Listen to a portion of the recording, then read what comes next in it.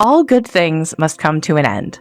And this podcast and the international community that has sprung up around it has been a very good thing. It's been one of the best things in my life, which is why it's hard to actually say the words that this episode will be the last episode of the UFO Rabbit Hole.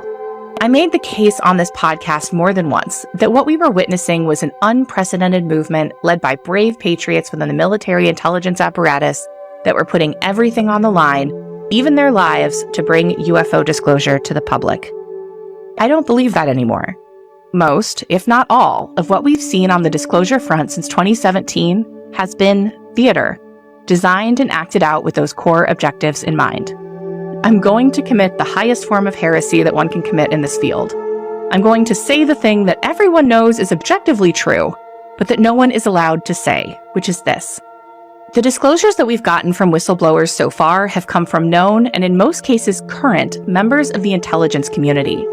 Most, if not all of them, still hold high-level security clearances and still work, whether directly or as contractors for the DoD or for aerospace defense companies. In many cases, it's both. And the information shared with us by those whistleblowers is the information that has been approved by the DoD through DOPSR. The fact that it's so controversial to even acknowledge these basic truths is because the disclosure narrative is doing exactly the things that it's supposed to do. It's getting people invested in a story and in personalities that they want to believe in enough to not just overcome cognitive dissonance, but to deputize them to help further this narrative. If you want to see how absolute and insidious the narrative control is, just try this little experiment.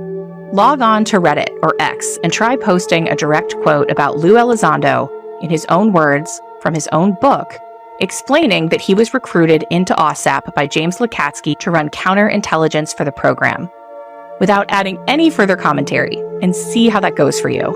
Left the Department of Defense, ironically enough, to finish the very mission they gave me in the first place.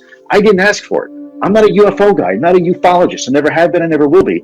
I'm a counterterrorism and counterespionage guy. I do counterintelligence, counterinsurgencies. That's what I do. And it just so happens that in 2008, I was asked to apply those same skill sets into the UFO community. It's a fact about Lou that we only know because he told us, and yet no one is allowed to say it, much less raise any kind of legitimate questions about what it might actually mean, because those are questions that no one really wants to know the answer to.